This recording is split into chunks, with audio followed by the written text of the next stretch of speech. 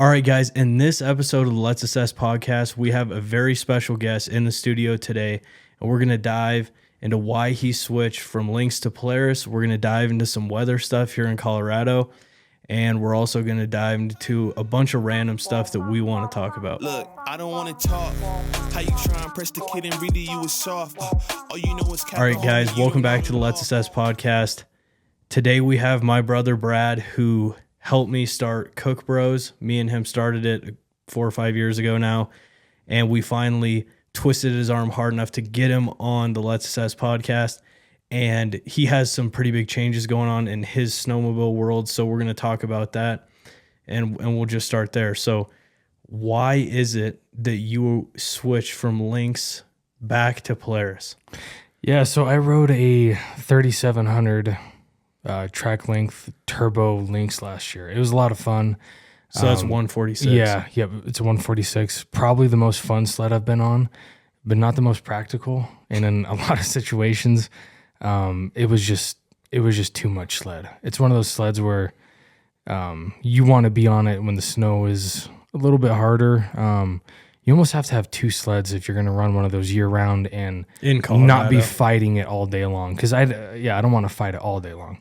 So I made the jump. I jumped ship back to Polaris last week. Yep, a couple of days ago. Where I've been on Polaris a lot throughout my riding life, and now I'm back on a. So it's a 155 Khaos Boost. And just had the first ride today. Yeah, we'll jump into that. Yep, and 325 track. Yep, the new 325. The main reason I switched was I wanted this year to buy the sled that I've had the most confidence in myself riding in the toughest situations. In the toughest terrain. I wanted to be on the best tool for the job. Yeah. And so that's kind of why I wanted to be back on a Polaris. That's where I have the most confidence. The Lynx, I can't say enough great things about it. But in the really technical stuff, when the sun is setting, I'd rather be on the Polaris. If it's running. When they run, they're great. Yeah. Which has kind of been the only reason I really switched away from them in the first place. Yeah. So you had 2 absolute lemon Polarises. Yeah, they were bad. One, I remember you blew the quick drive belt in 3 miles. You remember that? Yeah. Oh, yep. That was up in Hans Peak, huh? Yeah. And then you went into limp mode several times, and then you bought another one. And what was that? A 23? I bought it. So I snow checked a 22 and a 23, and both of them were, basically lemons.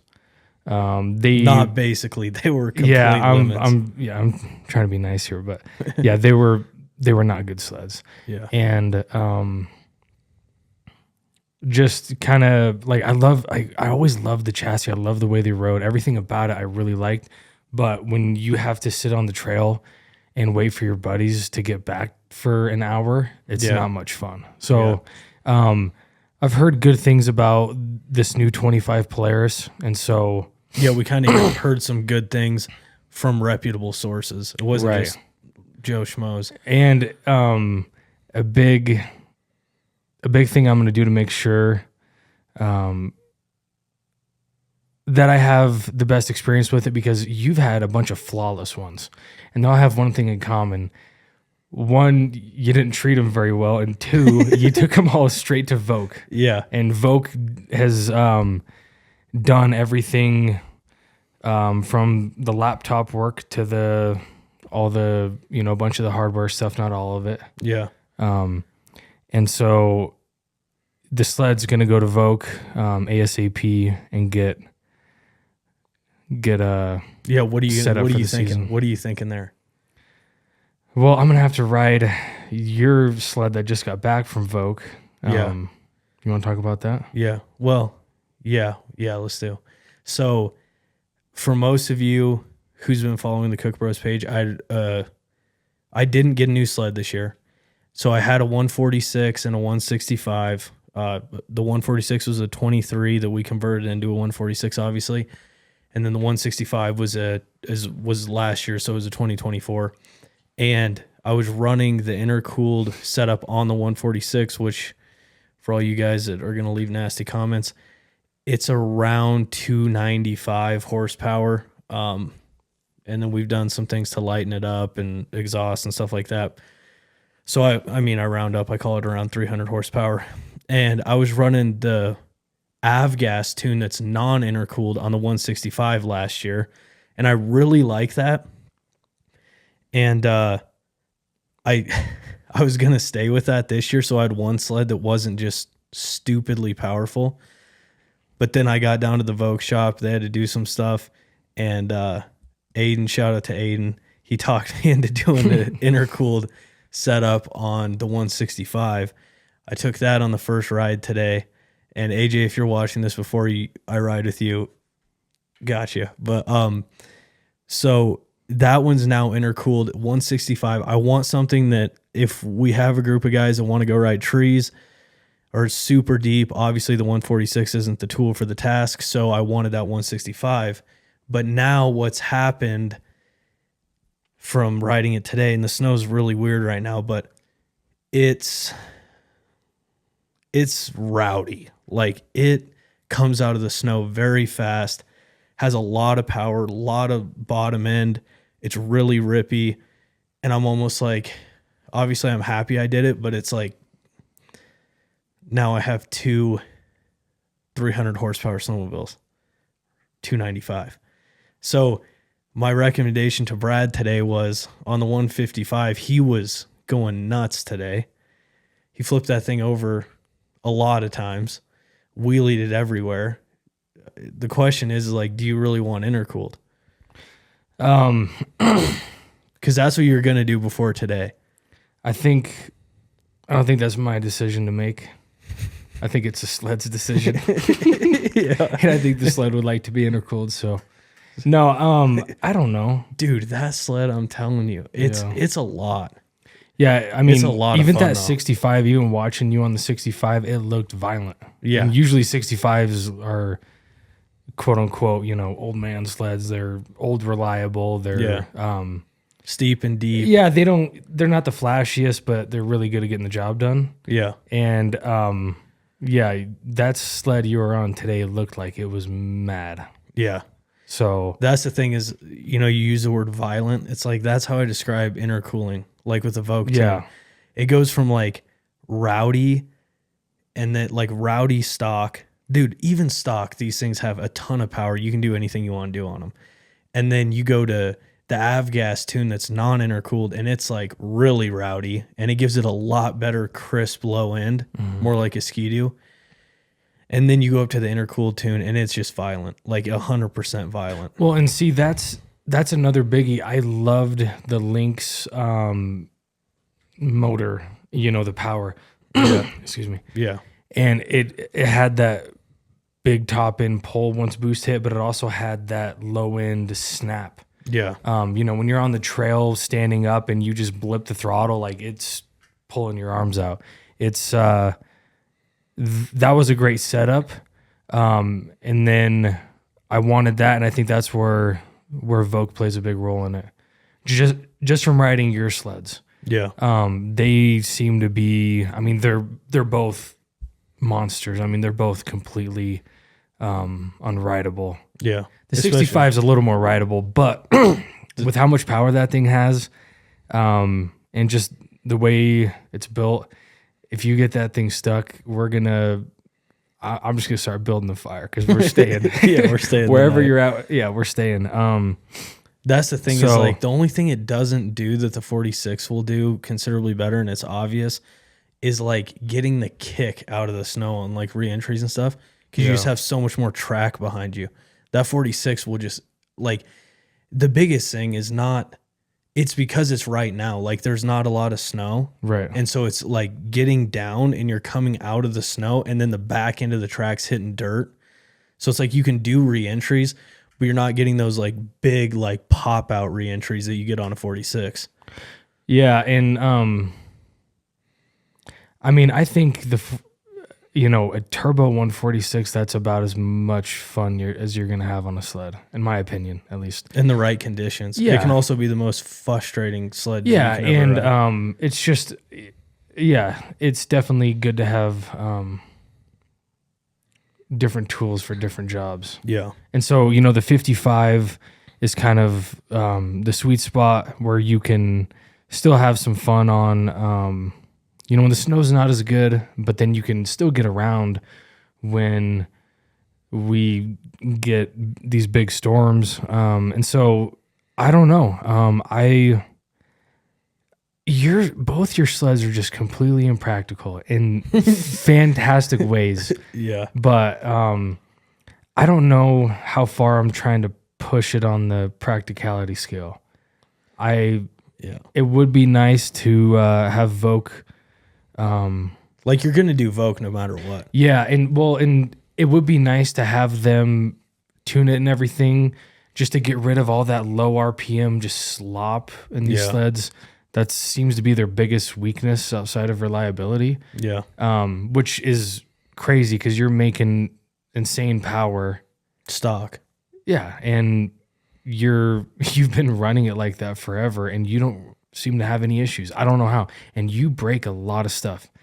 You're constantly pushing the limits of whether it's a computer or a golf club or a snowmobile. You're gonna probably break it at some point, but you haven't broken these yet. Yeah, knock on wood. Yeah, but I don't know. The thing with I've never had a problem. VOHK's been doing my stuff for quite a few years now. I mean, since a 16 axis, right? Or not a 16 axis, a 19 axis. And I've never, knock on wood again, I've never had any problems with it. I mean, I've bent A-arms and hit trees and stuff like that, but as far as the way they run, and how clean they run and everything, yeah. So I mean, I've seen it firsthand for the past couple years while I'm trying to get my sleds to turn on. He's making twice the amount of power or whatever it is as they have stock, and having all the reliability with it too. So I don't know, maybe we'll just flip a coin. I don't know. Avgas tune or intercooled Avgas tune. I mean, it is crazy, dude. Like the difference between Avgas to intercooled, I don't care what anyone says. It is a massive they can difference. Pull way harder, way longer. Yeah. And that's great and everything, but I don't know. If I had to put my money on it, I would just do Avgas, and this might come back to bite me, but I would just do Avgas and clutching. But then I think by the time I get the sled there and get around the guys at the VOHK shop, I'll probably end up intercooling it. Because why not? Aiden will talk you into it. He'll probably talk me into it, Yeah. No, dude. I mean, you can't go wrong either way, but it really is. It's so ridiculous. Like it's not even the same snowmobile when you get it back from there. Yeah. I mean, it's like a completely intercooled wise. Like I know it sounds it rides way different. It sounds way different. It smells way different. Yeah. I mean, it's like getting a new sled. Yeah. Because it's completely absurd compared to stock. Yeah. So I'm just trying to figure out how absurd I want to go. The thing is, though, is the drawback, like I've said over and over, is things come quicker and your skis come out of the snow way quicker. But it is a lot of fun. It in my opinion, an intercooler for our riding level is impractical in a lot of ways. Like Chris Brandt can probably really take advantage of it, but sometimes I'm like, gosh, dude, this is just too much sled for me. Yeah, when you're constantly having to let off just to keep from flipping backwards. Not even just like from wheeling and stuff, but from completely mouse trapping. Which it seems like, no offense, but this year it doesn't seem like you figured out when to let off, because there's been like 5 times that you've just flipped it completely backwards. Yeah, and so I don't know if I need another 100 horsepower out there trying to get me. I mean, but it's a lot of fun. Anyway. But I mean, then at the same token, I mean, I like powerful machines. Oh, really? Yeah. And so, I mean, if I don't intercool it now, then I'll probably intercool it later. Yeah. Which is not a big deal. And it would be cool. I really want to do like a really exotic exhaust on it. Like loud? Well, I don't like loud sleds, which is ironic, but it'd be cool to do like a hood exit or like a side panel exit, just something that no one else has. Yeah, and so if for the vote guys, if you could get me a flame map, that would be insane. Yeah, and I'm sure you could figure it out on the computer. A flame map would be unreal, dude. Yeah, that'd be sick. I'm gonna speak it into existence. Rolling anti-lag couldn't hurt either, but we'll start with just a flame map for now. So. Yeah, if you guys haven't picked up on it, he's a little bit of a race car driver, so he's familiar with all this stuff. Yeah. Anyway, I like okay. cars. What else you gonna do? Any plans other than that? Plans. Yeah, I think we're gonna do bumpers. Yeah.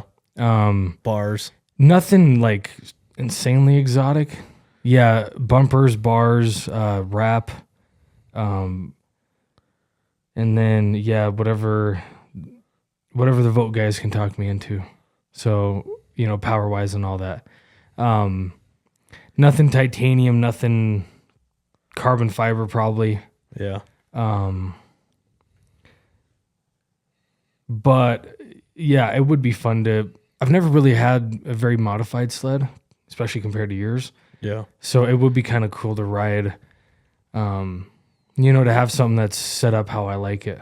Yeah, that's the thing. I mean, for me, you don't listen to anyone else. You just change things when something doesn't work for you. Right.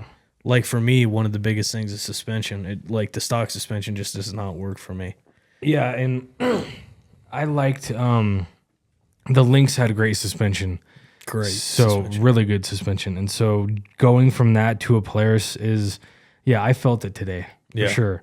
It beats you up. Yeah, and on the trail. It would be sweet to put some aftermarket suspension on it. And all that. It's just so expensive for it's really expensive for to put suspension on a toy, but yeah. I hop on your sleds and they feel night and day better. Yeah. Yeah. So maybe we'll have to dip into that at some point. Yeah. Especially with an intercooler because you're coming in faster to everything. Yeah, maybe if I had a little more adjustability, maybe going intercooled and all that, because couldn't I lock out the rear suspension? Yeah, but I'm just telling you right now. Help tame it down, yeah, maybe. But it doesn't.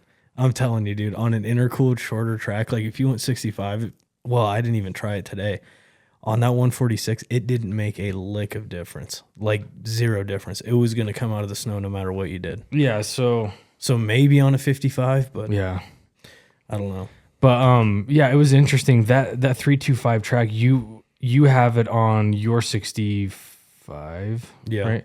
Yeah, so that was my first day on it today, and it's good so far. I love it.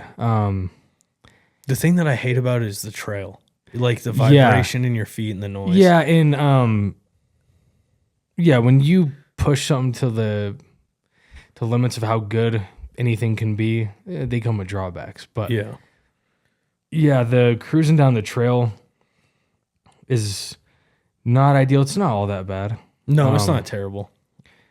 I mean, it's probably not as bad on my sled, I would think, as yours. Dude, a 65 on a trail is way worse than a 46. Oh, yeah. Way worse. Yeah. Like instead of like going over the bumps or in between the bumps or just skipping over, with a 65, it's like you're halfway on one bump and halfway on the other. Yeah, you're getting teeter-tottered around and getting beat up. Yeah. So, yeah, the track, the noise is... And I hate to say my complaints first, but that's really it. Yeah. Other than that, I mean, that thing seems to be fantastic, and I'm definitely glad that I that I ordered the sled with that track. Yeah. For sure. It seems it's like even when I intentionally pop wheelies, I can get it to dig and pick the front end up, and that's no problem. It feels kind of like a 275 or whatever the one is down from there, 3-inch, whatever. But then that thing seems to just grab And accelerate. Yeah, and you get going fast. Yeah. Yeah, you got to slow down, and because especially when you're wheeling and you can't see over the hood, yeah, you got to have some way to see where you're going. So, but it's funny, like last year everyone was worried about it because last year it came out and everyone's like, dude, this track's gonna just rip apart. It's not gonna be durable enough with that big of a lug. You're gonna have overheating problems, all this stuff. And like that was just not true. That track seemed to be more durable than the 275, and it cools great. Did you overheat at all? No, I don't, and that trail was not good. It was half dirt. Yeah, I mean, you had to swerve to miss all the mud and dirt patches. And the cows. Yeah, there's a couple of cows we almost hit on the way down, but yeah, it seems to cool way better. I don't know why. The ice scratchers help, but yeah. Okay. I don't know. They say the design of the lug like throws more snow. Yeah, I don't know what it is, but yeah, I didn't get over like 110 all day. Even on a terrible trail like that. Yeah, me either. And so yeah, I mean, so far I really like it. Definitely a big jump from a 2.6 inch or whatever that Lynx had. 2.59 or something. Yeah, it's in like millimeters because it's a Lynx. Yeah, I don't know what exactly it had, but definitely a huge jump from that. And so so far so good. And I got kind of caught up over, I think it was a rock, and I did the old pin and wiggle, and I was going uphill. Yeah. And she barked. I'm like, well, if this track is gonna rip, it's gonna rip now probably. Yeah. And it held up just fine. So yeah, it's probably a terrible move on my end, but it worked. So far so good. Yeah. So let's jump into some weather that we're facing here. Probably all of us are facing. Yeah, all of us over the west. Some places have more snow. Even like local riding areas, some of them have more snow than others. But overall, the snow is not very impressive. It's getting there. We've had a couple storms in the last probably week and a half here in northwest Colorado.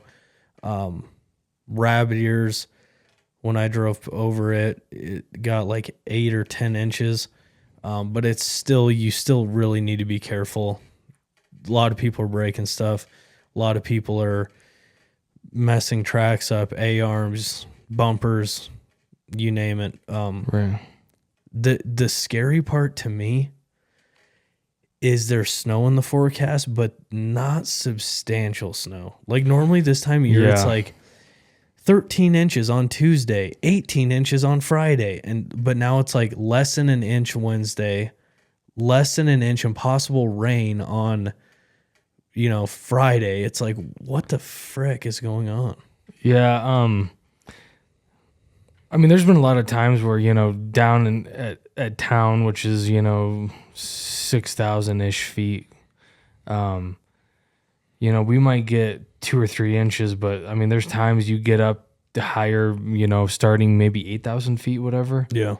It might be. There will be all of a sudden you come around a corner and it just seems to have dumped up there. Yeah. So we haven't got that this year. No, we have not gotten that this year. In the weird part that's happening, I've drove over Grand Mesa. If you're familiar with Colorado, you'll know what I'm talking about. Grand Mesa and Rabbit Ears, and then our local riding area, all in the last 2 weeks. And what is so weird to me, I know I've told you this, what is so weird to me is normally when you go from the valleys in Colorado up to 10,000 feet, because all those passes are 10,000 feet. And like we're at 10,000, we're like, I think it said 10,200 feet today was our highest. When you go up there, it's normally not even the same climate that it is down in the valleys. It is way colder. Right. There's way more, snow this time of year normally. And there's more snow up there than there is down low. But what's so weird is I've been paying attention to, basically become a meteorologist. I've been looking at the weather so much. and looking at temperatures and everything like that. What's so weird to me is you go over these passes and they're 1 degree, literally, on Grand Mesa and Rabbit Ears, they're 1 degree cooler than the valleys. So when I went over Rabbit Ears on Friday, it was 38 on Rabbit Ears, 38 at 7:30 at night. In Steamboat, it was 39. Yeah, seems like there's usually... Normally it's like 14 degrees at 10,000 feet or 5 degrees and 27 degrees in town this time of year. Yeah, so even if it were to rain in town... It's been raining here. Yeah, it rained, yesterday? Yeah, rained yesterday. Yeah. Avalanche conditions, I've heard, are the highest that Colorado's ever seen in a long time. Yeah, that's not good. But it's just so weird because it's not like this fluffy, powdery blower pow that we normally have. It's like Revelstoke or Sealy Lake snow. Yeah. It's weird. It's like wet because it's so warm up there. Right. And but it seems like we always usually get about the same amount of snow. Other than the year before last. Yeah, I mean, you have exceptions. Yeah. There's some drier years and then some years like 2 years ago, whatever, that it just never let up snowing. It was a complete reset every 3 days. You couldn't see a track every 3 days. Yeah, I mean, it was fighting. I mean, you're cleaning your vents off. Yeah. For the sleds to breathe every single day. Yeah. And it was awesome, but it seems like every year the total is about the same. Yeah. It's just the timing of it. I mean, there's some years where didn't we go on a ride one Halloween one year? Yeah, 2 years ago. Yeah, and so there's some years where it hits earlier. And there was like as much snow as there is now. Right. And some years where it hits later, but yeah, it is the concerning part is the forecast. Yeah, that's what it's not looking in our favor. But that can switch in 22 seconds and be dumping here. But yeah, I would say so at the deepest point that I like when I was messing around today, down in the shade on the backside of the mountain, I got up to hip deep. Yeah, I think I got. And a lot of people are like, oh, that's a ton of snow. It is a ton of snow. But when you have rocks that are, knee deep everywhere, you're going to hit them. Yeah, and it's only hip deep. You know, when you're really familiar with the riding area, even if you don't really memorize certain spots or take pictures or anything like that, a lot of times you'll be going up there and you're just like, wait, I had no idea there was that rock there. Because normally it's covered. Yeah. And the terrain looks a bit different. There was 2 avalanches yesterday, smaller ones on the front side.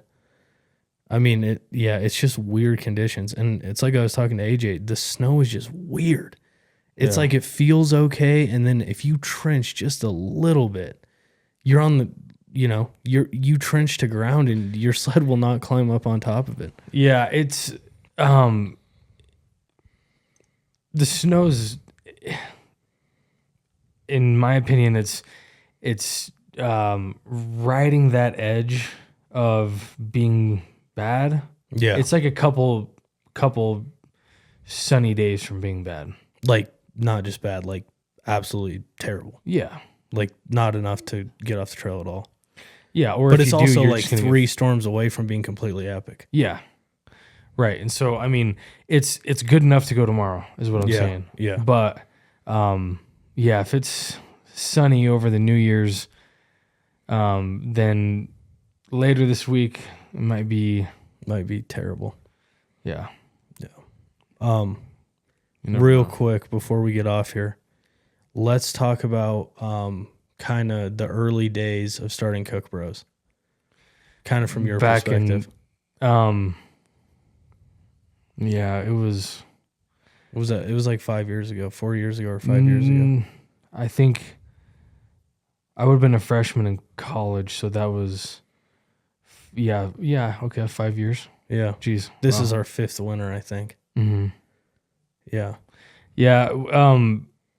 We started it sitting we were on the couch one night. Yeah. We were living together and going to college. And go ahead, sorry. No, I think I was gonna say what you're probably about to say, and that is, it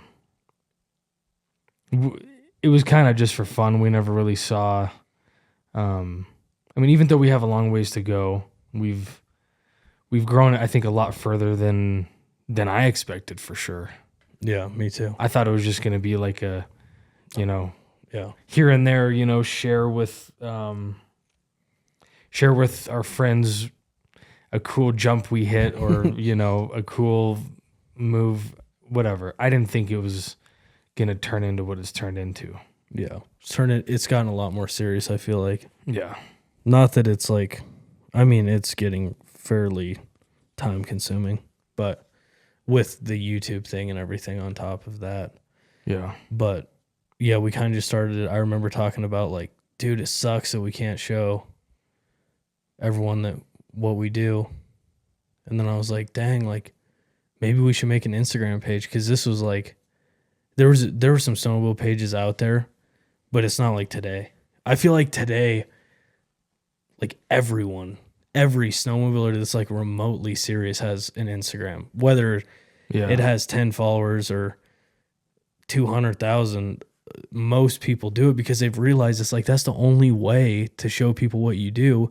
It's the only way for a lot of people, what they want is to land sponsors. Right. It's the only way to like become something more than just a guy who goes out there and no one knows what he's doing. Well, and just like a lot of things, there's levels to it. Yeah. Some of our friends or whatever, they might post something one day a week on their Snapchat story or whatever of them riding, but I never thought it was going to be kind of a consistent or fairly consistent deal where we're truly trying to reach a lot of people. Yeah. I never thought it was going to be anything more than a way to stay in touch with high school friends or whatever. Yeah.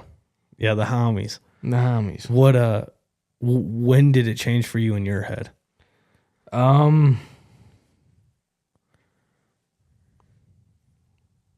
Gosh, the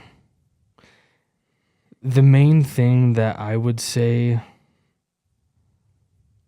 well, when we hit 5,000 followers, Yeah. I definitely didn't think we'd ever hit that. I didn't even think we'd hit 1,000. I thought our ceiling was like, I thought it was about 1,000 or 1,500. And so, 5,000 was a big deal. And then people, another thing, we took a flight one time, and there was some guys on there that they had seen. We're on the plane. Huh? We're on the plane. Yeah, we were on the plane, and there was some guys on there who were from, I want to say, like New Orleans or something. Yeah, that's right. And they recognized, especially you, and the hats and everything. They knew who we I were. was sitting right next to him. Yeah. Yeah. And I remember I was sitting behind them, and they were pulling up the Instagram, and I'm like, that's really weird that they're looking at the Instagram, and Yeah. I have no idea who they are. But that was another moment, kind of just getting recognized by some people. And the main biggie, I didn't think it was going to take off more than probably 1,000 followers. You know? And maybe that's not right or whatever, but they were just kind of the expectations that I had set in my head. Yeah, because that's the expectations that we talked about. Yeah. It's like, let's just start this snowmobile page. Right. And it'll be fun. And and then it was like, and then I kind of got more extreme with it. because as I do with just about everything in my life. And I'm like, we should grow this page. Right. And then it was like post. And then over years of doing, or a year probably, or two, then it's like, okay, I'm kind of figuring out what works, what doesn't. And then but not all the way. I still haven't figured out all the way, obviously, but I was kind of figuring it out more. And then we started gaining some traction. And then it was like figure out more and more and post more and more. And then we're where we're at now. And obviously we're not the biggest, but I think it's honest for a snowmobile page of us. Yeah, I mean, it's definitely blown my expectations out of the water for sure. So, yeah, and it's cool. And, also another cool part about it, it's my first podcast. I didn't really ever think I'd ever do a podcast in my life, anything like this. But this is a huge deal. Yeah. And,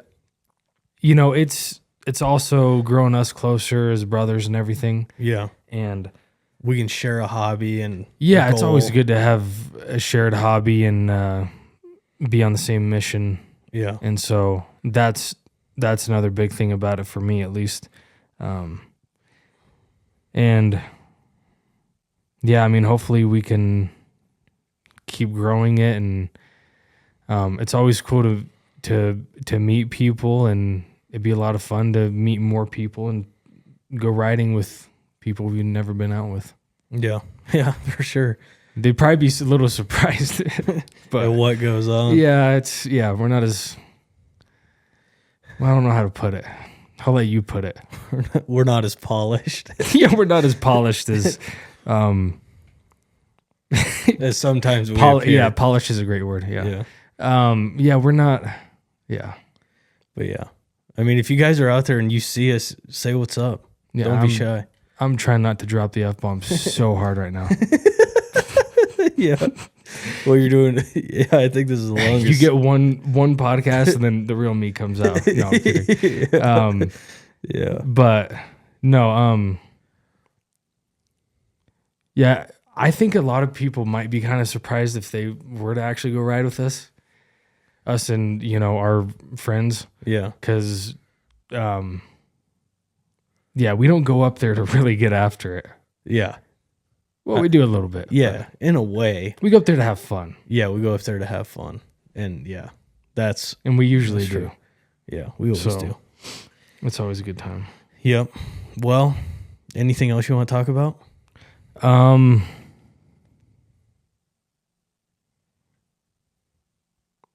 I do want to. Should we talk about that 858? Oh yeah.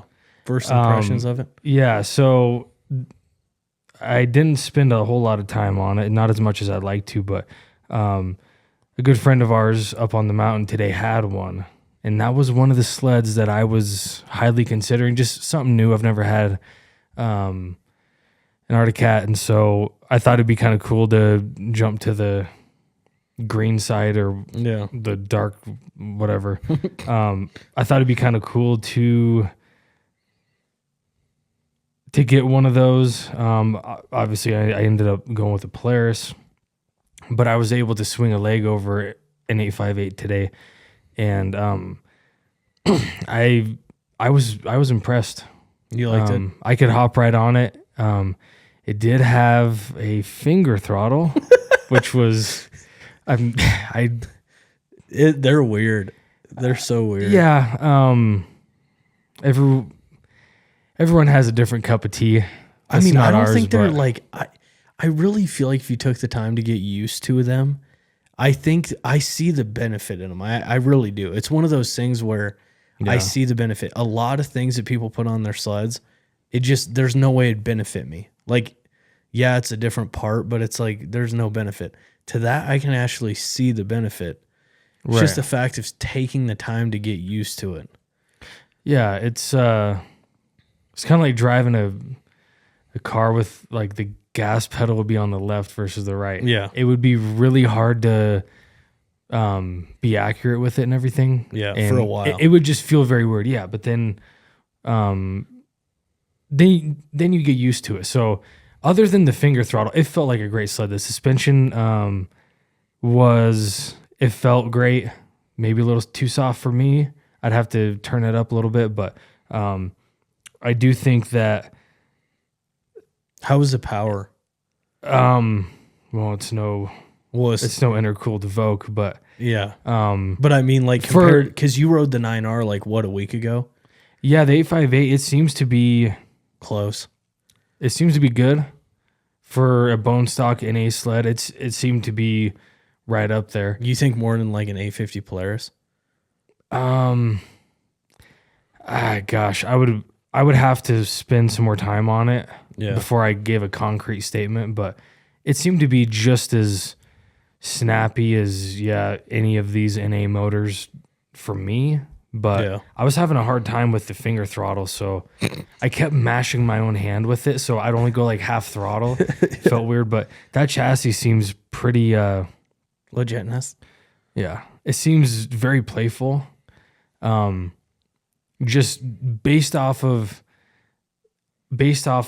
spending a little bit of time on it, if I were to buy a sled and keep it no boost, I would get an 858 for sure. Over a 9R. They seem, the 858, that chassis. You like the Alpha Rail? Yeah, if it felt really good.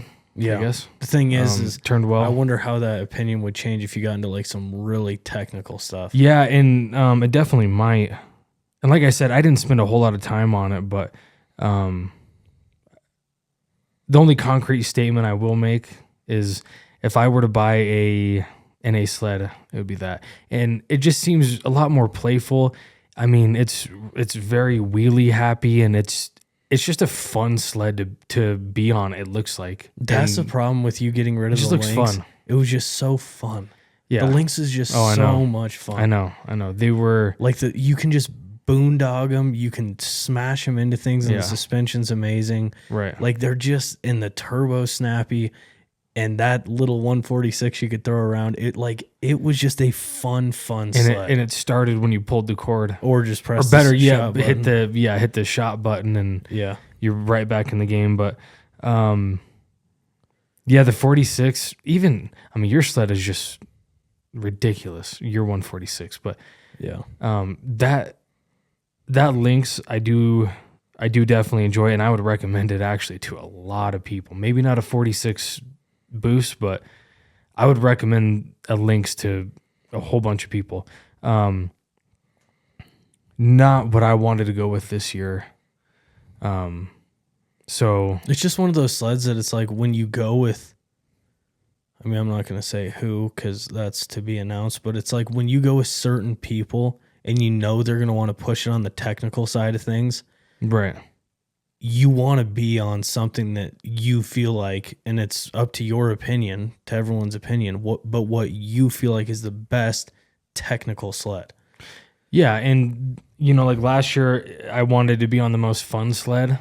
Yeah, and you did that. And I did that, and this year I wanted to be on a sled that can still definitely get rowdy and everything, but also I could, if we wanted to go ride trees, which we don't really go out of our way very often to ride trees, but I mean, we ride a lot of trees, but they're just not tree riding. Like, it's to get to somewhere, Yeah. It's not like we're, I don't know. I think this year, I mean, for me, last year I got a lot more into trees. I think this year with this sled, you'll start to enjoy trees. Yeah. Bro, you used to be the tree guy. Yeah, I used to be like, all right, I'll see you later. I'll radio if you... I used to love trees. Yeah. I was like on a steep trees. I was on a 63. It was a boosted axis. Yeah. And I loved it. Like, steep trees all day. That was your thing. That was my thing. And it's just hard to get content when you're doing that. Yeah, and then the way we do it. People, just riding styles change, and what you want to go up there and do changes, and it's a lot of fun to also just pop wheelies all day, and that's what I like. Do bow ties and just hang out and just goof around and have fun with your friends. Yeah. But So yeah, I think that pretty well concludes what we wanted to talk about on this podcast. I'm glad that you came on. Yeah. Finally, after a year. I was going to say years, but a year of me begging you to come on. I'm glad you did it. And hopefully everyone out there enjoyed him being on. And hopefully you're on more episodes to come. Yeah, it was a lot of fun. Definitely not as bad as you thought. I'm not in my element yet with it, but it is kind of fun, especially when it's you, because I mean we're pretty good at talking to each other. Yeah, we've done everything with each other for we've 25 years. Yeah, so it was fun to be on. I'll definitely have to be on more. Yeah, and then if he's going to be involved in all the actual YouTube videos. Yeah. So you'll see more of him. But we appreciate him coming on, and we appreciate everybody for staying through and listening to all the things we have to say. Until next time, pray for snow and let her eat. Praise God, baby.